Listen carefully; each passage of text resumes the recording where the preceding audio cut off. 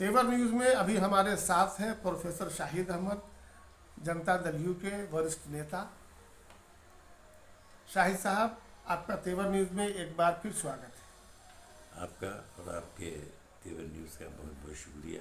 शाहिद साहब, सबसे पहला सवाल ये है कि आज मोकामा और गोपालगंज में चुनाव हुआ है। इस चुनाव का परिणाम 6 तारीख को आएगा, 3 दिन बाद, बल्कि 2 दिन बाद। तो परिणाम क्या आएगा? देखिए, चुनाव है और पहले जो चुनाव हुआ तो वो एक अलग गठबंधन था और आज जदयू के मिलने से जो गठबंधन है वो एक अपनी बहुत ही महत्ता रखता है, बहुत ही अहमियत रखती है और ताकत रखती है।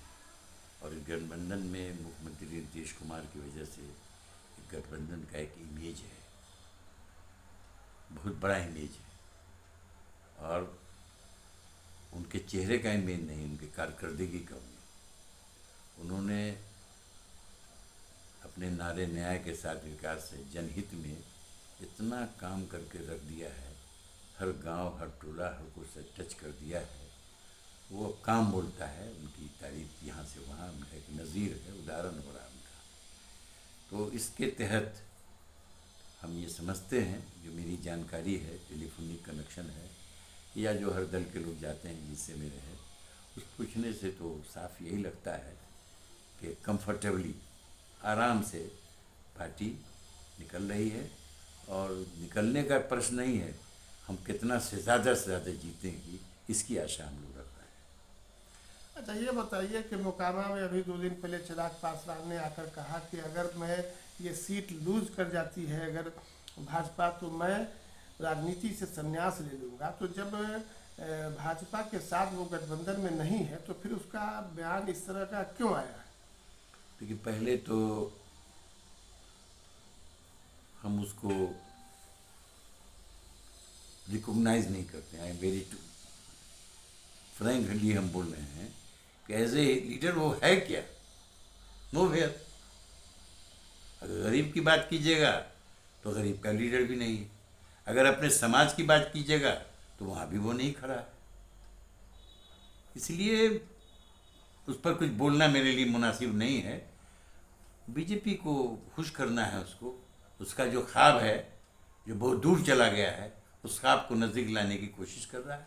इसलिए अगर बोल के और या नीतीश कुमार के खिलाफ बोल करके, खुद नीतीश जी भी कहते हैं और लोगों को बीजेपी के, भाई हमारे खिलाफ बोल के अगर आप कुछ सेंटर में बन जाइए तो हमको क्या, मेरे लिए खुशी की बात है। बस उसी लिस्ट में उनका भी नाम रख लीजिए, बस खत्म।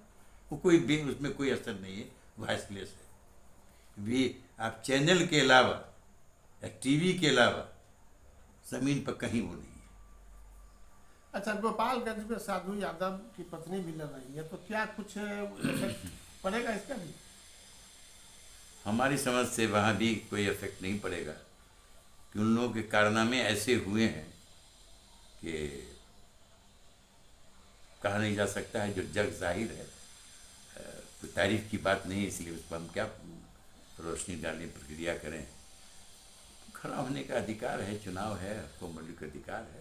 बस एक कैंडिडेट हैं, लेकिन हमारे समझ से कि जीत उनसे बहुत दूर है। अच्छा, ये बताइए, पिछले कुछ दिनों से एक बात बहुत चर्चा में है, मगर ये अपर लेवल में चर्चा हो रही है कि जदयू और राजद जो है मिलकर एक नई पार्टी बन रही है, एक नया नाम आ जाएगा, नया सिंबल आ जाएगा।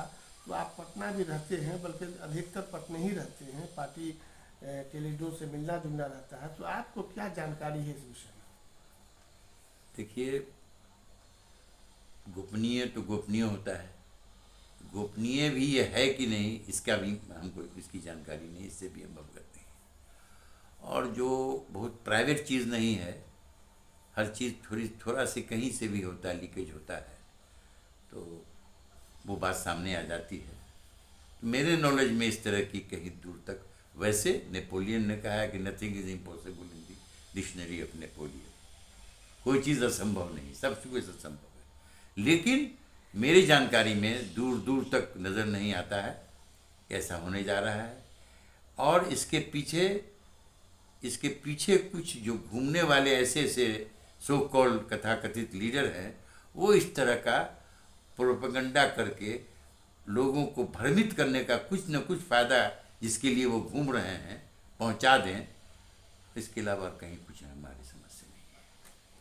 अगर विलय हो जाता है, जैसा कि सुनने में आ रहा है, तो इससे फायदा होगा कि नुकसान होगा? मैं तो सोचता हूँ कि भाजपा के खिलाफ एक मजबूत गठबंधन हो जाएगा। कि अभी तो मिले हुए हैं ना सब, अभी मिले हुए हैं, अभी सब पार्टी अलग अलग मिली हुई है, हर सिद्धांत के लोग हैं, लेकिन अटूट गठबंधन है, स्ट्रॉन्ग है और स्ट्रॉन्ग लीडरशिप के अंदर है। अगर हम एक जगह बैठते हैं, मिलते जुलते रहते हैं, तो अभी हम सब एक लग रहे हैं। कल एक हो गए, मान लीजिए हो गए, होता नहीं, हम जानते नहीं, हमने पहले कह दिया, तो इसमें क्या कुछ अच्छी बात होगी? अगर ये ऐसा होता है तो इसमें तो कोई नेगेटिव नहीं है।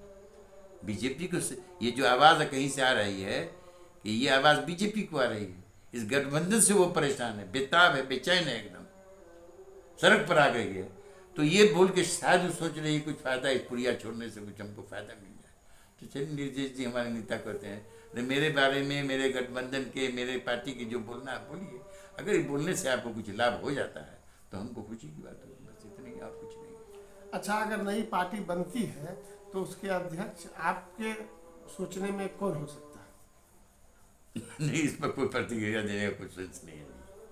अभी कुछ भी हम लोग, कुछ भी झलक हम लोगों को मिलेगी तभी कुछ हम बोल सकते हैं।